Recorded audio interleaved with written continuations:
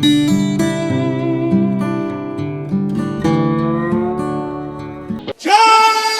श्री राम।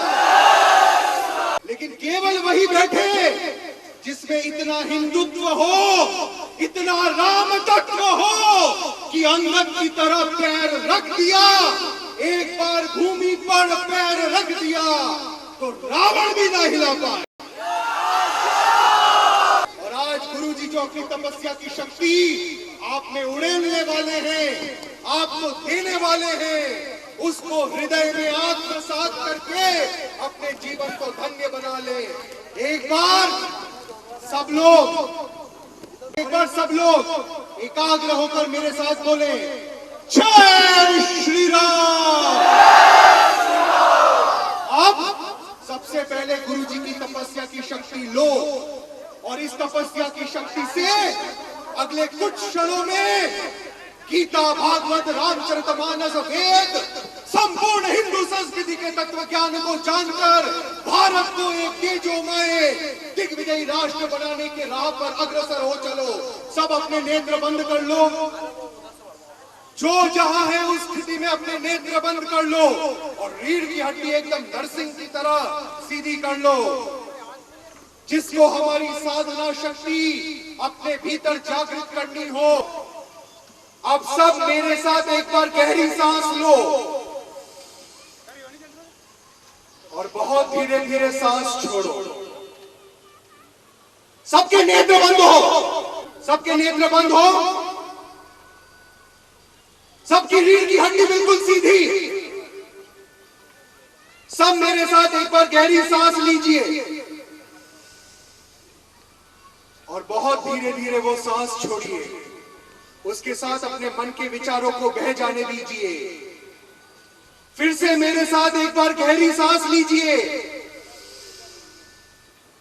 और बहुत धीरे धीरे सांस छोड़िए। अपने भीतर का भय, अपने भीतर का स्वार्थ बह जाने दीजिए, अपना मैंपन बह जाने दीजिए। मुझे अपना मैं दे दो, मैं तुम्हें राम तत्व दूंगा। अब मंत्र को दोहराना नहीं है, इस मंत्र शक्ति को अपने हृदय में धारण करो। मौन रहकर, चुप रहकर गुरु जी के कंठ से अवतरित होने वाली मां गायत्री की तेजोमय शक्ति को हृदय में धारण करो। आज वो सौभाग्यशाली है, सुसनेर का हर व्यक्ति, सुसनेर जिले के, शाजापुर जिले के, देवास जिले के, उज्जैन जिले के, आगर जिले का हर वह व्यक्ति अत्यंत सौभाग्यशाली है जो इस हिंदू शौर्य महोत्सव में गुरु जी की आध्यात्मिक शक्ति को पाने वाला है। एकदम तैयार हो जाओ, मंत्र शक्ति को धारण करने के लिए तैयार हो जाओ और एक अद्भुत आध्यात्मिक शक्ति को अपने भीतर उतरते पाओ।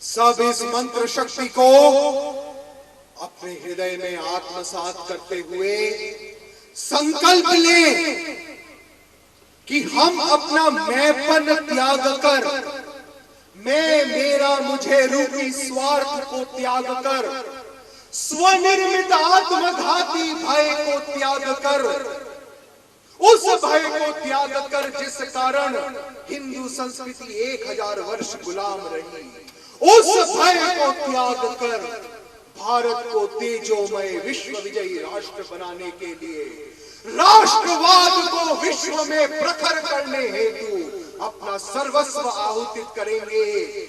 आद्य शक्ति मां भवानी के चरणों में, आद्य शक्ति मां जगदंबा के चरणों में, आद्य शक्ति मां भारती के चरणों में। महर्षि औरबिंदो ने कहा था, भारत एकमात्र भूमि का टुकड़ा नहीं है, भारत केवल एक भूमि का टुकड़ा नहीं है, ये तो साक्षात जागृत महाभवानी है, ये तो सांस लेती विश्व को तेजोमय करती साक्षात मां भवानी है।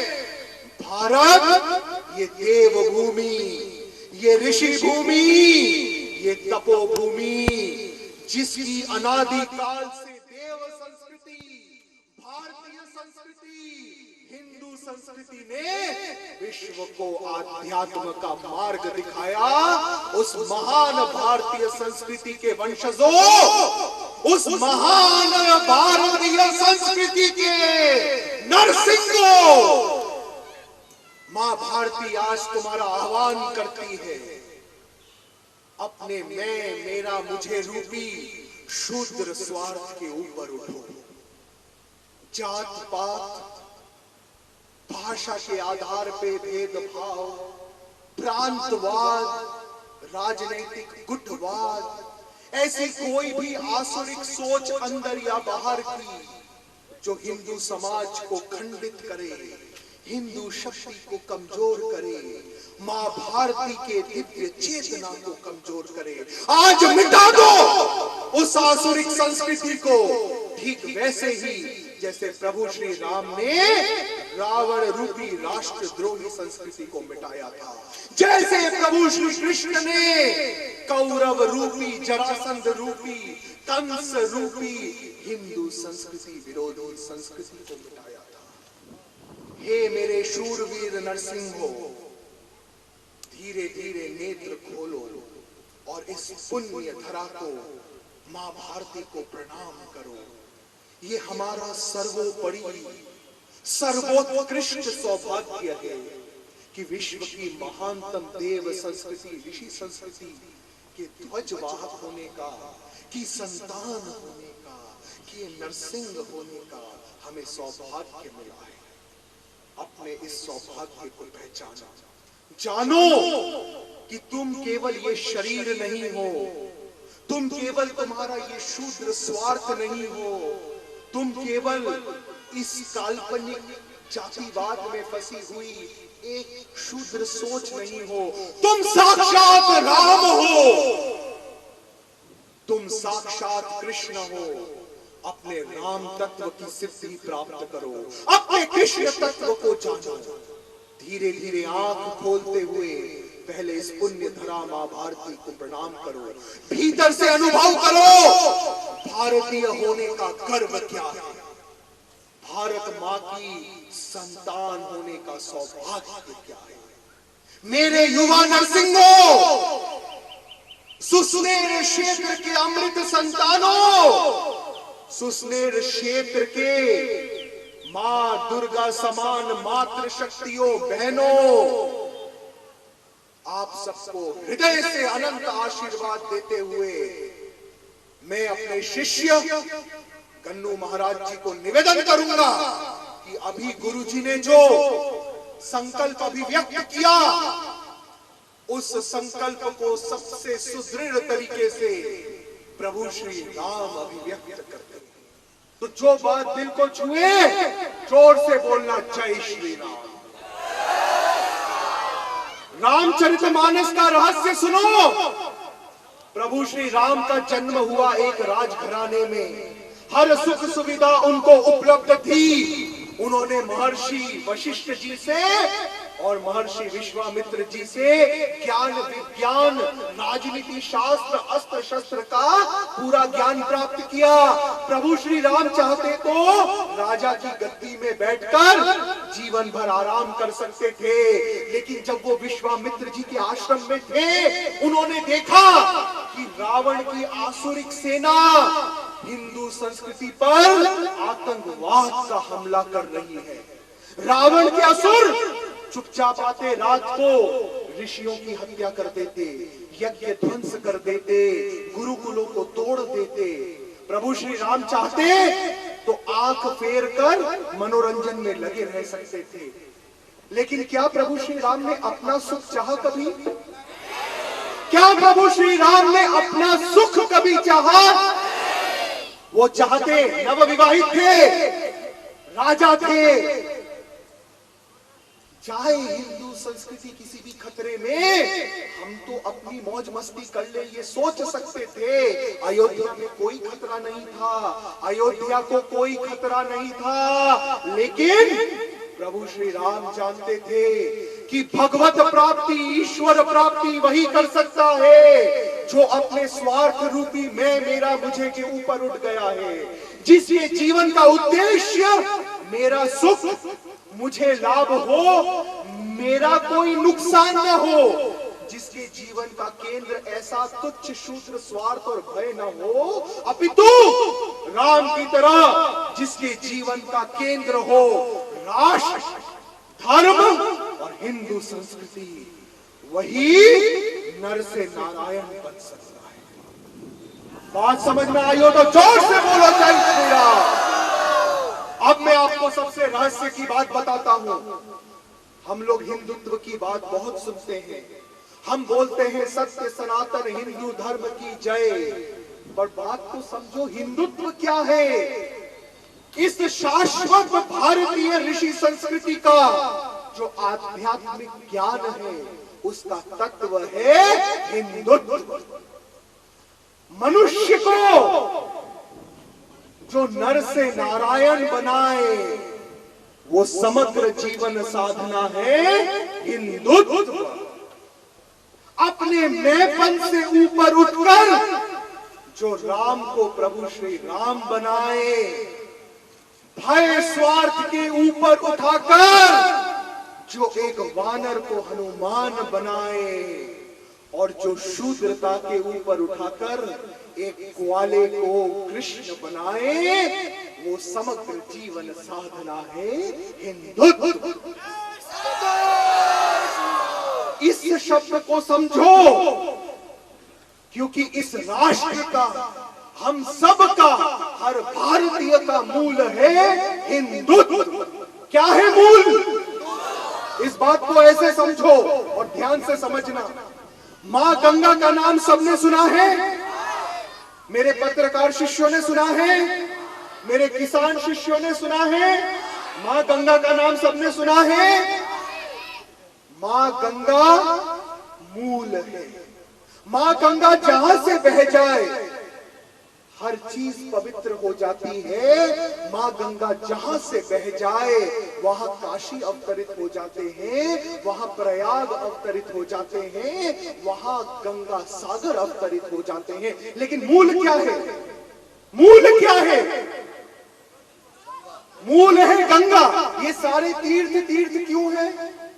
क्योंकि गंगा है। बात समझ में आई? अब ध्यान से सुनना।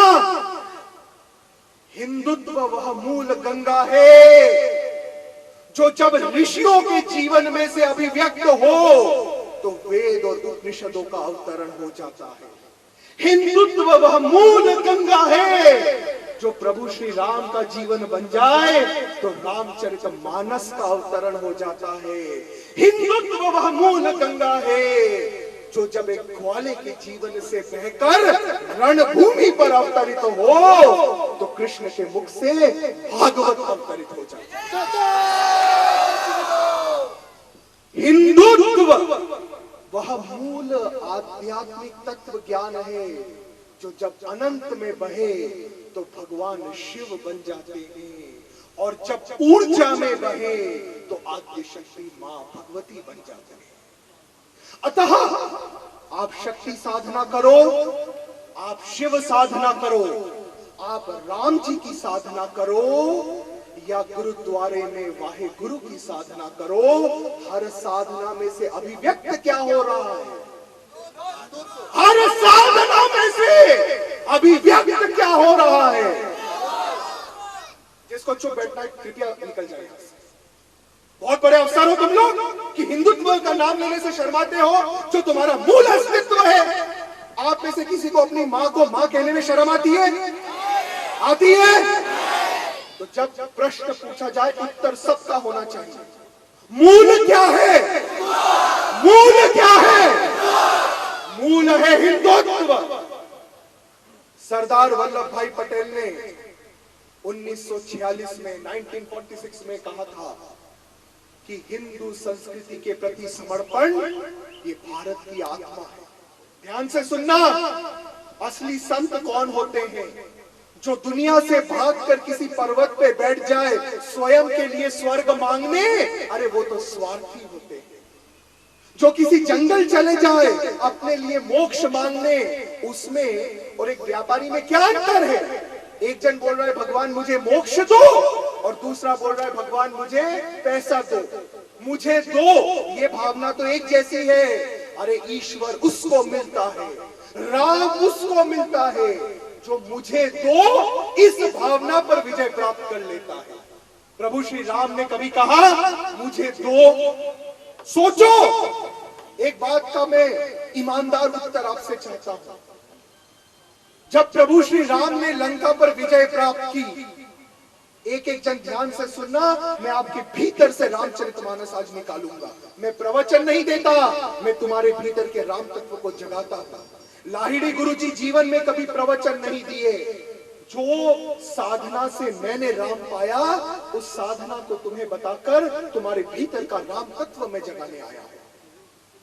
इस दुनिया में कोई किसी को ज्ञान नहीं दे सकता, हर मनुष्य के भीतर ज्ञान है। एक गुरु अपने शिष्य को उसके भीतर के ज्ञान से केवल आत्म साक्षात्कार करा सकता है। ध्यान से समझना बात को। प्रभु श्री राम ने क्या अपने संपूर्ण जीवन में कभी यह भावना रखी कि मुझे दो? रखी? मुझे एक बात बताओ, बहुत सोच के दिल से। राम जी ने लंका पर विजय प्राप्त की थी। राम जी ने लंका पर विजय प्राप्त की थी। एक बात बताओ, अगर राम जी चाहते तो क्या लक्ष्मण को लंका का राजा नहीं बना सकते थे? कोई उनको रोकने वाला था? क्या वो भरत को लंका का राजा बनाकर अपने साम्राज्य का विस्तार नहीं कर सकते थे? उन्होंने इसलिए नहीं किया क्योंकि अगर उन्होंने लक्ष्मण को राजा बनाया होता तो लंका के लोगों को लगता बाहर का कोई एक आक्रमणकारी आया और अपनी संस्कृति थोप के चला गया। राम ने कभी किसी भूमि पर विजय प्राप्त नहीं किया, प्रभु श्री राम ने हमेशा हृदयों पर विजय प्राप्त किया। प्रभु श्री राम ने लक्ष्मण को राजा बनाने की जगह विभीषण को लक्ष्मण बना दिया, और जब विभीषण के संस्कार राम जी जैसे हो गए तो लंका में हिंदू संस्कृति को स्थापित करके वो लौट आए। इस तरीके से होता है निस्वार्थ, निर्भीक, निरअहंकार, शौर्यपूर्ण राष्ट्र साधना। एक चीज याद रखना, राम भजने से राम नहीं मिलता। अगर तुम ये सोच के राम भजो कि भारत पर आसुरिक संस्कृति का वार होता रहे, हिंदू संस्कृति पर राष्ट्रद्रोहियों का वार होता रहे, पर मैं राम राम जप कर खुद स्वर्ग प्राप्त कर लूं, तो राम जी तुम्हें कभी नहीं मिल सकते। राम जी उसको मिलते हैं जो हनुमान की तरह ये नहीं देखता कि मेरा फायदा किसमें है, जो हनुमान की तरह ये देखे कि धर्म किसके साथ है। राम और लक्ष्मण दो वनवासी युवा थे, सामने था रावण, एक दिग्विजयी आसुरिक राजा जिससे इंद्र भी डरता था। हनुमान जी सोच सकते थे रावण का साथ दे दो तो मुनाफा ज्यादा हो जाएगा, उन्होंने ये नहीं सोचा, उन्होंने देखा धर्म किसकी तरफ है और राम जी की तरफ धर्म क्यों था। समझो, इस बात को समझना बहुत जरूरी है। आप लोग रामचरितमानस पढ़ लेते हो, कभी सोचा है राम जी के साथ धर्म क्यों था? क्योंकि जब राम जी ने देखा कि भारतवर्ष पर आसुरिक संस्कृति का हमला हो रहा है, वो पीठ दिखाकर उस चीज को अनदेखा करके घर में दुबक के नहीं बैठ गए। उन्होंने 14 वर्ष का वनवास धारण किया, क्योंकि राम जी जानते थे कि जब तक ईश्वरीय संस्कृति, सत्य संस्कृति के साधक लोग संगठित नहीं होंगे, आसुरिक संस्कृति बढ़ती ही जाएगी। बिना भारत को संगठित किए, बिना हिंदू साधकों को संगठित किए, अगर राम जी रावण को मार भी देते तो एक दूसरा असुर उसकी जगह आ जाता। प्रभु श्री राम ने पहले 14 वर्ष अयोध्या से लंका तक की पदयात्रा की। मार्ग में जो वनवासी, आदिवासी, दलित, महादलित राष्ट्र की मुख्य धारा से कट गए थे, उनको राष्ट्रवाद और हिंदू तत्व साधना से जोड़ा। जब राष्ट्र संगठित हुआ, जब राष्ट्र का सबसे कमजोर वर्ग, आदिवासी वर्ग, वानर वर्ग इतना सशक्त हो गया कि उन कमजोर वानरों में हनुमान तत्व अवतरित हो गया, तब उन हनुमानों की मदद से उन्होंने आसुरिक संस्कृति का नाश करके राम राज्य की स्थापना की। अगर प्रभु श्री राम क्यों धर्म थे ये समझना हो, तो ये समझो कि अधर्म वो होता है जो अपने सुख के लिए किसी कमजोर का शोषण करे, और धर्म वो होता है जो मां शबरी के दुख को दूर करने के लिए अयोध्या का राजमहल छोड़ दे।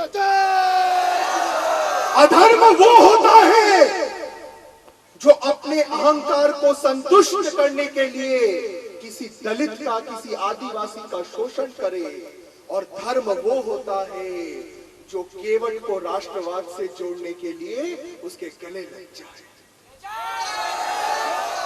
धर्म वो होता है जो बिना किसी तुष्टिकरण के, बिना किसी डर के असुर को असुर कह सके, जो बिना किसी डर के, बिना किसी तुष्टिकरण के राष्ट्र विरोधी शक्तियों को राष्ट्र विरोधी कह सके, जिसके भीतर सत्य का ये साहस हो, जिसके भीतर सत्य की ये ज्वलंत शक्ति हो, वो धर्म होता है।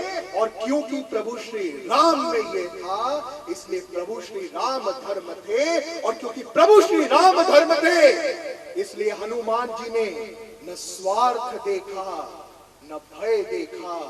स्वार्थ के भी ऊपर उठ गए, भय के भी ऊपर उठ गए, और जिस दिन मनुष्य का स्वार्थ मिट जाता है, जिस दिन मनुष्य का स्वनिर्मित आत्मघाती भय मिट जाता है, उस दिन मनुष्य का मैंपन भी मिट जाता है। क्योंकि मनुष्य का मैं केवल दो रूप में अभिव्यक्त होता है, स्वार्थ और भय। स्वार्थ क्या? मुझे क्या फायदा, मेरा नाम हो, मुझे यश मिले, इस शूद्रता के पीछे भागना है स्वार्थ। और भय क्या? मुझे कोई नुकसान ना हो, देश को नुकसान हो रहा है होने दो, धर्म को नुकसान हो रहा है होने दो, बस मैं बच जाऊं, ये होता है भय। मैं अर्थात अहंकार केवल दो तरीके से अभिव्यक्त होता है, भय और स्वार्थ। हनुमान की तरह जो स्वार्थ पे विजय प्राप्त कर ले, हनुमान जी की तरह जो अपने भय पे विजय प्राप्त कर ले, उसका भयपन मिट जाता है। और जैसे संत कबीर ने कहा है, प्रेम गली अति साकरी ताम दो न समाए, जब मैं था तो हरि नहीं, अब हरि है तो, अब हरि है तो मैं नहीं। जिस दिन मनुष्य का मैं मिटे, उसको साक्षात अपने भीतर राम मिल जाता है। अपने मैंपन के ऊपर उठकर अपने भीतर के राम तत्व से आत्म साक्षात्कार करना, ये मनुष्य का एकमात्र आध्यात्मिक कर्तव्य है, और यही हिंदुत्व है। आम में आम का रस न हो तो आम का कोई मूल्य है? आम का तत्व क्या है? यहाँ पे सोयाबीन उगता है, अभी सोयाबीन की फसल बोने वाले हैं ना, सब बोने वाले हैं कि नहीं सोयाबीन की फसल? सोयाबीन का तत्व क्या है?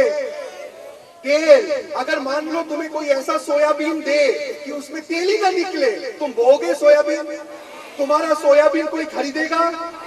उसी प्रकार भारत का तत्व है भारतीय संस्कृति, और भारतीय संस्कृति हिंदू संस्कृति का आध्यात्मिक तत्व है हिंदुत्व।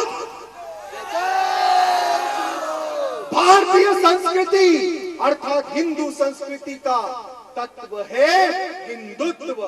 हिंदुत्व सधे तो राम सधे, हिंदुत्व सधे तो कृष्ण सधे, हिंदुत्व सधे तो शिव सधे, हिंदुत्व सधे तो मां सधे, हिंदुत्व सधे तो भारत सधे। मेरे नरसिंहो, आओ आज मेरे साथ एक प्रण लो कि अपने पूरे जीवन को आहुति करके आप हिंदू धर्म के आध्यात्मिक तत्व को सशक्त करोगे। एक मंत्र आज मैं आपको देता हूं, इसे गुरु मंत्र समझकर पी लेना। रोज सुबह शाम हर सांस के साथ इस मंत्र को जीना। और वो मंत्र क्या है? सत्य सनातन हिंदू धर्म की जय। सत्य, हिंदू धर्म वह समग्र जीवन शैली है जो सत्य को स्थापित करती है। सनातन, जिसका कोई आदि ना हो, जिसका कोई अंत ना हो, जिसका कोई प्रारंभ ना हो, जिसको कोई मिटा ना सके, हिंदू संस्कृति सनातन है। अतः सत्य सनातन हिंदू धर्म की जय। अब मेरे साथ बोलना, दोनों हाथ खड़े कर लो। सत्य सनातन हिंदू धर्म की। अब जो हम बोलने वाले हैं वो बैठकर सुना नहीं जा सकता, उसके लिए ऊर्जावान होना जरूरी है। अब गुरुजी आपको हिंदुत्व का रहस्य बताने वाले हैं। अभी तो आप ये समझे कि हिंदुत्व क्या है, अब हिंदुत्व का रहस्य समझो। ठीक जिस प्रकार अपन यहाँ पर मालवा में बोलते हैं ना, निम्बोली पक रही है बारिश आने वाली है, बोलते हैं कि नहीं? बोलते हैं कि नहीं? निम्बोली पक रही है बारिश आने वाली है। तो क्या पकने से हिंदुत्व आएगा? क्या साधने से हिंदुत्व आएगा? ये रहस्य एक किसान की भाषा में समझना। जैसे निम्बोली पक रही है, बारिश आने वाला है, वैसे ही जब हर हिंदू, हर भारतीय शौर्य साधना करेगा, शक्ति साधना करेगा और संगठन साधना करेगा, हिंदुत्व दिग्विजयी होगा। ये तीन शब्द समझ लो। शौर्य, मेरे साथ बोलो, शक्ति, संगठन। एक चीज याद रखना, एक कायर व्यक्ति का, एक कमजोर व्यक्ति का दुनिया में कोई स्थान नहीं है, कोई सम्मान नहीं है। जो स्वार्थी होते हैं, केवल अपने लिए जीते हैं, कायर होते हैं, उनको न प्रभु श्री राम मिलते हैं, न प्रभु श्री कृष्ण मिलते हैं। राम मिलते हैं हनुमान जैसे शूरवीरों को, और राम मिलते हैं जटायु जैसे शौर्यवान को। जटायु एक छोटी सी पक्षी थी, जटायु एक साधारण सी पक्षी थी। उसको पता था कि अगर मैं रावण से लड़ूंगा निश्चित मारा जाऊंगा। उसकी कोई हैसियत नहीं थी रावण से लड़ने की। अरे क्या हुआ, मरे तो मरे, हर कोई मरता है। मतलब है अगर तुम एक सार्थक जीवन जियो और एक सार्थक मौत मरो। जटायु, कितने पक्षी मर जाते हैं, कितने मनुष्य मर जाते हैं जिनके जीवन की कोई सार्थकता नहीं होती, लेकिन जटायु धर्म युद्ध में मारा गया। उसने ये नहीं सोचा कि रावण ताकतवर है, मैं क्या कर लूंगा। उसने अपना कर्तव्य का पालन किया, धर्म की रक्षा के लिए वो रावण से लड़ा, मरा, लेकिन राम की गोद में मरा। ये सौभाग्य रामचरितमानस में और किसी को नहीं मिला है, किसी को नहीं मिला है कि कोई राम की गोद में मरा हो और किसी का अंतिम संस्कार राम ने खुद किया हो। ये सौभाग्य किसको मिला? जटायु को इसलिए मिला क्योंकि वो शौर्य के प्रतिरूप थे। शौर्य का अर्थ क्या है?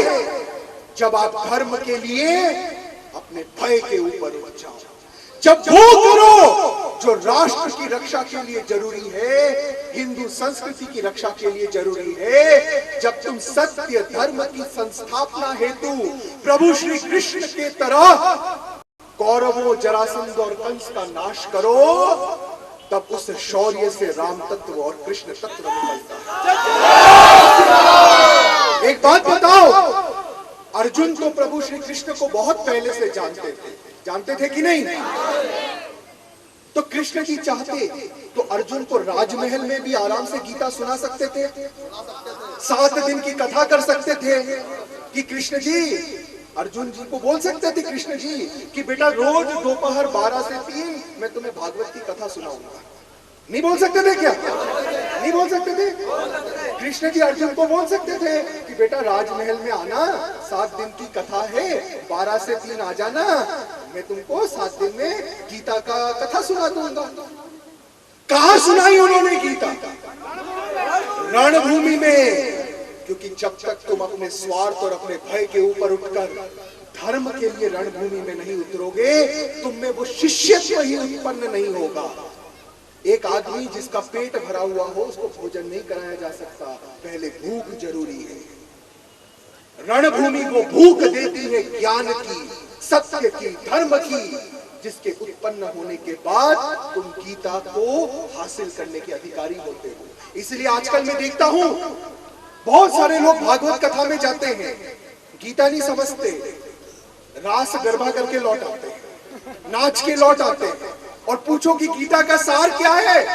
हमें क्या पता, वो तो भजन गा रहे थे, हम नाच के आ गए। ये आडंबरों से ऊपर उठो। गीता का सार उसे मिलता है जो पहले अपने भीतर अर्जुन तत्व जागृत कर ले। गीता का ज्ञान रणभूमि में उतरे बिना, अपने भय पर विजय प्राप्त किए बिना आज तक किसी को न मिला है, न कभी मिल सकता है। धर्म आडंबरों में नहीं है, धर्म अंधविश्वास में नहीं है, धर्म निस्वार्थ भाव से, निर्भीक भाव से, निरअहंकार भाव से इस भारत भूमि की साधना करने में, उस संस्कृति की रक्षा करने में धर्म है जिसने एक ग्वाले को कृष्ण बनाया। मैं आप सबके भीतर के राम तत्व और कृष्ण तत्व का आह्वान करते हुए आज के सत्संग को यही विराम दूंगा। आध्यात्म, एक चीज याद रखना, आध्यात्म शब्दों में नहीं है, कर्म में है। बोलने में धर्म नहीं है, करने में धर्म है। मैंने जितनी बात आज बोली उसका सार एक शब्द में बता देता हूं, निस्वार्थ, निर्भीक, निरअहंकार राष्ट्र साधना करो। जिस दिन करोगे अपने भीतर राम को पा जाओगे। ये हिंदुत्व है, ये समस्त वेद उपनिषद रामचरितमानस और भागवत का सार है। इसके आगे जो कुछ भी है केवल आडंबर है, मनोरंजन है। आडंबर और मनोरंजन से कृष्ण नहीं मिलते, कृष्ण मिलते हैं खुद को साध कर। साधक बनो, इस भारत भूमि के साधक बनो, राष्ट्रवाद को साधो और इस मनुष्य जीवन में नर से नारायण बन जाओ। आज आपका यह हिंदुत्व अभियान पूरे भारतवर्ष को इसी हिंदू तत्व साधना के आधार पर संगठित करने का संगठन साधना कर रहा है। आपका यह हिंदुत्व अभियान हर भारतीय में शौर्य जागृत करके उसको शक्ति साधना करने योग्य और सामर्थ्यवान बना रहा है। शक्ति जगे तो शिव मिले, बिना शक्ति के शिव भी शव है। इस बात को जानकर मेरे शिष्यों, आर्थिक रूप से सामर्थ्यवान बनो, सामाजिक रूप से सामर्थ्यवान बनो, राजनीतिक रूप से सामर्थ्यवान बनो, बौद्धिक रूप से सामर्थ्यवान बनो, लेकिन प्रभु श्री राम की तरह कभी अपने सामर्थ्य का अहंकार मत करना। अपनी शक्ति का उपयोग अपने मनोरंजन, अपने भोग विलास के लिए मत करना, अपितु प्रभु श्री राम की तरह अपने सामर्थ्य का सदुपयोग करना, निस्वार्थ, निर्भीक, निरहंकार राष्ट्र साधना के लिए।